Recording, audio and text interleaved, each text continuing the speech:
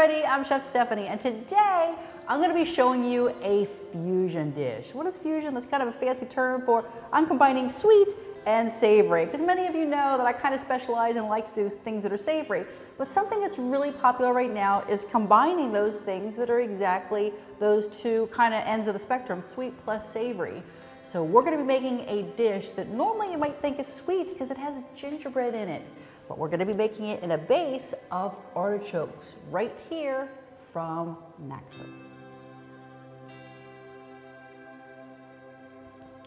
So where is Naxos? Naxos is actually the largest island in a group of islands called the Cyclades or the Cyclades or the Kyklades. You could say it a million different ways, but that's an island chain in Greece, which of course is in the Mediterranean, but we're actually here in the Aegean Sea.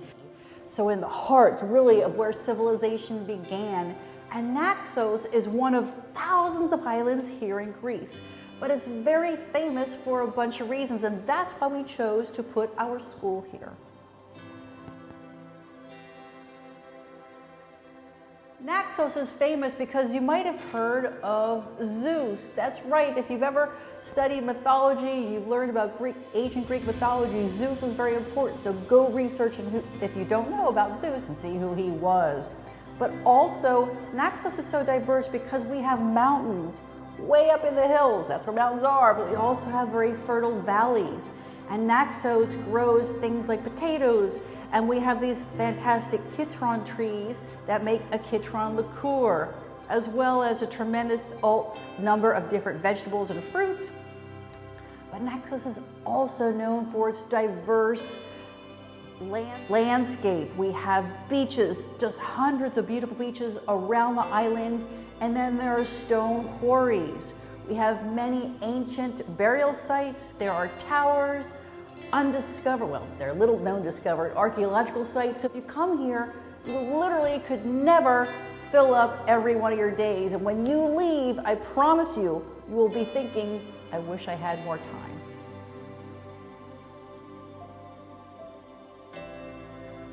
Naxos also has some specific songs.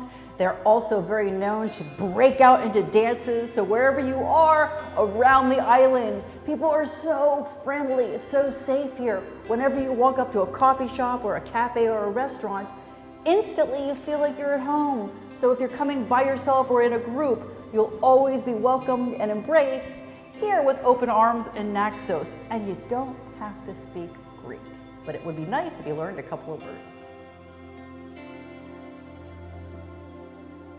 One word is nay. That's right, nay means yes, and ohi means no. And if you'd like to welcome someone or say hello in the morning, you would say kalimera, and at night it's kalispera.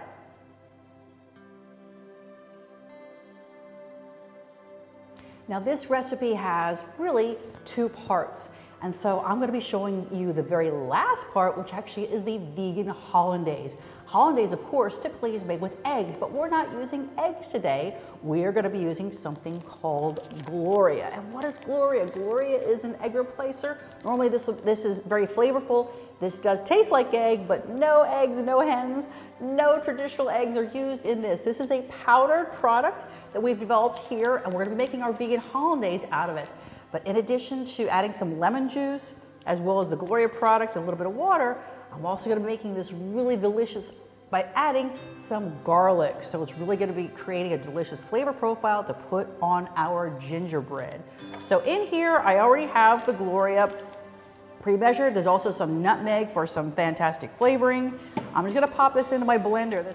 One of the things I like about Gloria, in addition to being vegan, of course, is it's also allergy-free. So 0 allergens in it. I'm just going to make a quick noise by blending this. Once you blend up all your ingredients, your water, your Gloria, and your spices, now you're going to be streaming in your vegan butter or vegan margarine. You want to do that slowly, and it's going to look a little bit thin, but then I'm going to pop it in the refrigerator. It's going to thicken up and be perfect. Now in this recipe, we're using tinned or jarred or canned artichokes. And I will let you know, around the world, there are different sizes of artichokes available.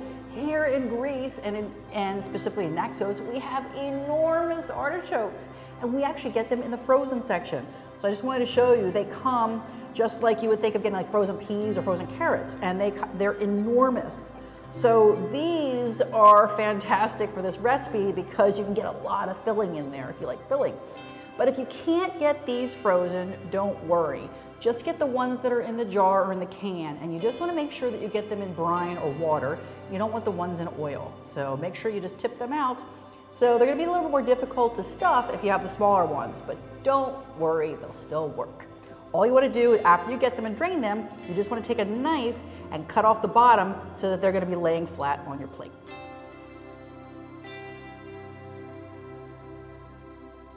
Now, if you can't get them fresh or frozen, here's a video where you can actually get them fresh and you can make them yourself. You'll have to boil them, trim off all the leaves, but you can make them absolutely fresh and it will be even more delicious. So we're making gingerbread, and normally when you make something baked, you need eggs. So once again, we're gonna be replacing eggs, but we're not using Gloria this time. We're just using the function of the egg, not necessarily the flavor. And a lot of times in vegan baking, they use things like, flaxseed or chia seed, but it just isn't that good of a substitute. So here, we've developed something called panacea, and it comes in a powder form in these very easy to use packets. They have a very long shelf life, 2 years. And I've just mixed this with a little bit of water. And what this does is this replaces all the 8 functions of an egg, but here we're using it for binding and also for leavening as well. And so it's a fantastic way for you to continue baking all the recipes you've ever made your whole life before you went plant-based, and you can still recreate them. So now I set aside my egg, my panacea egg, and now I'm just going to be combining my sugars, which I have brown sugar and some white sugar. Also my butter or margarine, and then also the vanilla. So I'm going to do a quick spin on this. Very quick.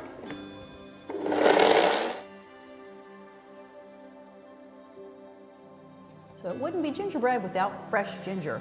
I actually have 2 types of ginger here. I'm layering the flavors to really get an intense flavor profile, but there's nothing like fresh ginger. If you can't get it, you can add some more powdered ginger to your flour. But I like to put some fresh ginger. It really punches up the flavor of this recipe. So I'm just gonna pop this in. These are all my wet ingredients. In here, there's also some plant milk yogurt. This is unsweetened soy yogurt. As I mentioned in the recipe, if you can only get sweetened, you can just back off a little on the sugar. Then also here, I have some molasses. And then we also have some plant milk in here, our apple cider vinegar, and this is the sticky molasses. If you can get blackstrap molasses, this is the best kind. It has the most intense flavor. I know it is a little bit difficult to source, but it really makes the flavor of this gingerbread incredible. So now I'm going to add that panacea, remember our egg. I'm going to mix this into my wet ingredients and just blitz this up. As a reminder, the panacea binds and leavens. So here in a large bowl, I have our flour, then I have the salt, the dried or powdered ginger, and then some fresh nutmeg. I do encourage you always to use fresh nutmeg if you can get it. It makes a world of difference. If it's pre-ground, that's fine, but literally, if you can get fresh nutmeg, it smells incredible.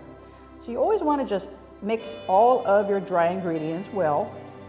And then we're going to be combining, we're going to pop the wet into the dry. Here we go.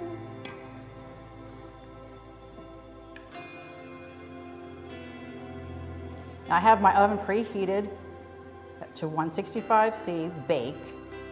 We're actually going to be crumbling this gingerbread and then putting it into our cut artichoke bottoms. So it is going to be crumbled afterwards. So you can literally use any cake pan you like. I use a flat one so it cooks a little quicker. So like I mentioned, once you've combined this all, just pour it out into any size cake pan you like. It can be round, square, it doesn't matter. Because after we bake this, we're going to be crumbling it up and then stuffing our artichokes.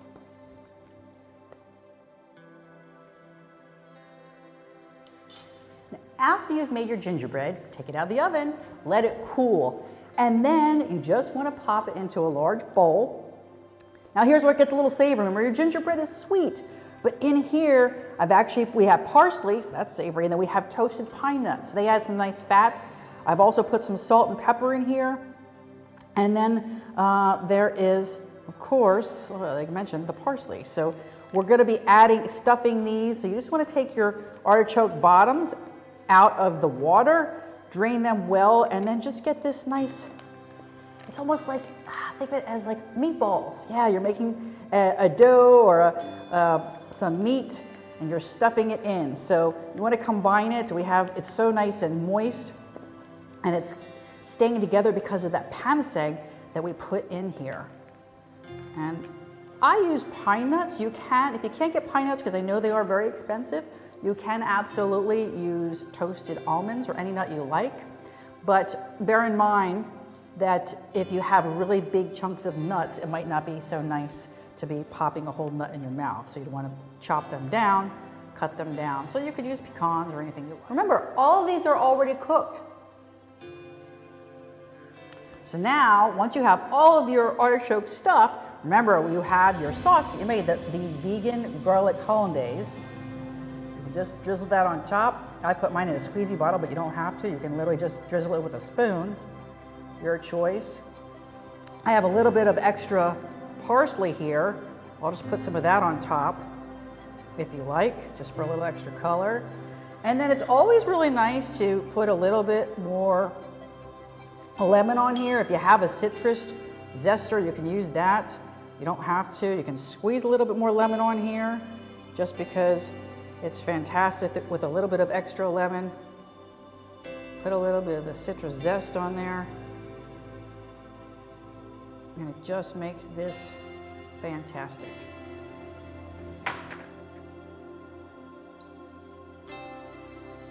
There you have it. Vegan hollandaise stuffed artichoke hearts with gingerbread.